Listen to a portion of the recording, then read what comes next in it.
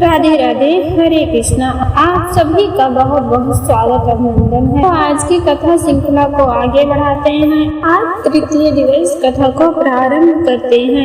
एक समय की बात है, भक्तों की सभी मनोकामनाओं को पूर्ण करने वाले वृंदावन के स्वामी भगवान पुरुषोत्तम को प्रणाम करते हुए इस कथा का शुभ आरंभ करते। भगवान नारायण, नरोत्तम, देवी सरस्वती और महर्षि व्यास जी का स्मरण करके यह कथा को अब हम आगे ले चलते हैं। पवित्र निमिषरण में अनेक महान ऋषि मुनि इकट्ठा हुए थे। वह सभी वेदों के ज्ञाता, तपस्वी, ब्रह्मनिष्ठ और परोपकारी थे। उनका उद्देश्य था यज्ञ के माध्यम से संसार का कल्याण करना और ऐसा ज्ञान प्राप्त करना जिससे जीवों का उद्धार हो सके। उसी समय सूत जी, जो कि महान कथावाचक और शास्त्रों के मर्म ज्ञानी थे, तीर्थ यात्रा करते हुए वहां पहुँचे। उनका स्वरूप अत्यंत दिव्य था। वे शांत, संयमी, भगवान के नाम में लीन और आध्यात्मिक तेज से प्रकाशित थे। सूत जी को देखकर सभी ऋषि आदर पूर्वक खड़े हो गए। उन्होंने उन्हें उत्तम आसन दिया और विनम्रता से निवेदन किया, हे सूत जी, आप सब शास्त्रों के ज्ञाता हैं। कृपा करके हमें ऐसी कथा सुनाइए जो सारभूत हो, कल्याणकारी हो, हमें इस संसार रूपी भव सागर से पार लगाने वाली हो। ऋषियों की यह विनती सुनकर सूत जी बहुत ही खुश हुए और उन्होंने कथा प्रारंभ की। सूत जी बताए कि वह अनेक पवित्र तीर्थों की यात्रा करते हुए वहां पहुँचे हैं।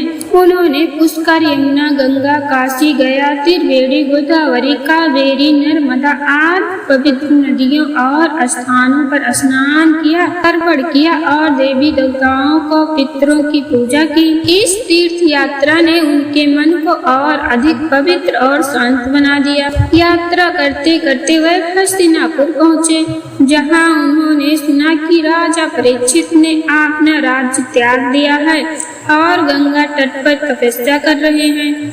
यह सुनकर सूत जी भी वहां पहुँचे। गंगा के किनारे यह दृश्य अत्यंत अद्भुत था। अनेक सिद्ध योगी और ऋषि वहां एकत्र हुए थे, जो विभिन्न प्रकार की कठोर तपस्याएं कर रहे थे। कोई उपवास कर रहा था, कोई केवल वायु पर निर्भर था, तो कोई फलाहार कर जीवन यापन कर रहा था। उसी समय वहां एक महान दिव्य घटना घटी।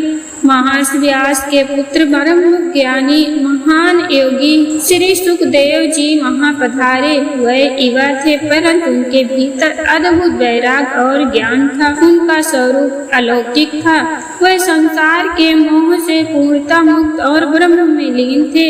उनके आगमन पर सभी ऋषि मुनि सम्मान में खड़े हो गए और उन्हें एक ऊंचा आसन प्रदान किया। सुखदेव जी उस सभा में ऐसे सुशोभित हो रहे थे जैसे आकाश में चंद्रमा तारों से घिरा हुआ चमकता है। सभी मुनि उनके चारों ओर बैठकर उनके मुख से ज्ञान और भगवान की कथा सुनने के लिए उत्साहित हो गए। तब सूत जी बोले, हे मुनियों, जब राजा परीक्षित गंगा तट पर पहुँचे तब भगवान सुखदेव जी ने उन्हें श्रीमद् भागवत की अमृतमयी कथा सुनाई।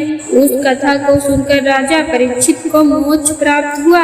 उस दिव्य दृश्य को देखकर वहाँ के पूर्ण वातावरण का अनुभव कर मैं यहाँ पर के यज्ञ का दर्शन करने आया हूँ। आप जैसे ब्राह्मणों को देखकर मैं स्वयं को धन्य मानता हूँ। ऋषियों ने कहा, हे सूत जी, आपने जो भगवान व्यास के मुख से सुना है वह अत्यंत अद्भुत और ही बड़ा सुंदर है। कृपा करके हमें वही कथा सुनाइए जो जीवन का सार हो, जो मन को शांति दे और जो अमृत से भी बढ़कर हितकारी हो। सूत जी निवेदन से बोले, मैं तो साधारण हूँ, परंतु आप ऋषि मुझसे प्रश्न कर रहे हैं। यह मेरा सौभाग्य है। जो कुछ मैंने अपने गुरु व्यास जी से सुना है वही मैं आपको अब सुनाता हूँ। इसके बाद सूत जी ने एक पुरातन प्रसंग सुनाया। उन्होंने बताया, एक बार देवर्ष नारद बद्रीनाथ के समीप स्थित नर नारायण के आश्रम में पहुँचे। वह आश्रम अत्यंत पवित्र और दिव्य था। वहाँ अनेक तपस्वी, सिद्ध और देवता निवास करते थे। चारों ओर हरियाली, फल फूल से लदे वृक्ष और पवित्र गंगा व अलकनंदा की धारा उस स्थान को और भी सुंदर बना रही थी। नारद मुनि ने वहाँ पहुंचकर भगवान नारायण को साष्टांग प्रणाम किया। भगवान नारायण गहन तप में लीन थे। उनके तेज से समस्त वातावरण प्रकाशित हो रहा था। उन्हें देखकर नारद मुनि अत्यंत श्रद्धा और प्रेम में उनकी स्तुति करने लगे। नारद जी बोले, हे देवाधिदेव, हे जगन्नाथ, आप कृपा के सागर हैं। आपका तप संपूर्ण प्राणियों के लिए कल्याण के लिए है। कल युग में जीव अज्ञान और विषयों में फंसे हुए ऐसे समय में उनके उद्धार के लिए कोई सरल और प्रभावी उपाय बताइए, जिससे उनका कल्याण हो और उन्हें मोक्ष प्राप्त हो सके। मैं भी आपके मुख से वही ज्ञान सुनना चाहता हूँ। नारद जी के मधुर और करुणामयी वचन को सुनकर भगवान नारायण बहुत ही प्रसन्न हुए और बोले, हे नारद मुनि, तुम भगवान की महिमा को जानते हो, फिर भी लोक कल्याण के लिए पूछ रहे हो। यह बहुत ही उत्तम है। मैं तुम्हें एक अत्यंत पुण्यदायक रहस्य बताता हूँ। यह है पुरुषोत्तम मास का महत्व। भगवान नारायण ने कहा, वह पुरुषोत्तम मास अत्यंत पवित्र है। इसके स्वामी स्वयं भगवान पुरुषोत्तम है। इस मास में जो भी भक्त श्रद्धा से तप, व्रत, जप, दान और पूजा करता है, उस पर भगवान अत्यंत प्रसन्न होते हैं और उसे सभी कष्टों से मुक्त कर देते हैं और उनकी सारी मनोकामना को पूर्ण करते हैं। नारद जी ने पुनः प्रश्न किया, हे प्रभु, अन्य महीनों के देवता तो मैंने सुने हैं, परंतु पुरुषोत्तम मास का रहस्य क्या है? इसमें क्या करना चाहिए? कौन से नियम अपनाने चाहिए और इससे क्या फल प्राप्त होता है? कृपा करके विस्तार से बताइए प्रभु। नारद जी ने आगे कहा, हे प्रभु, इस संसार में अनेक लोग दुखी हैं। कोई दरिद्र है, कोई रोगी, कोई संतानहीन, कोई दुख और शोक से पीड़ित। ऐसे सभी लोगों के कष्ट दूर करने वाले उपाय हमें बताइए। सूत जी कहते हैं, नारद जी के इन करुणा से भरे वचनों को सुनकर भगवान नारायण गंभीर और शांत स्वर में आगे की कथा कहने लगे, जिससे समस्त संसार का कल्याण हो सके।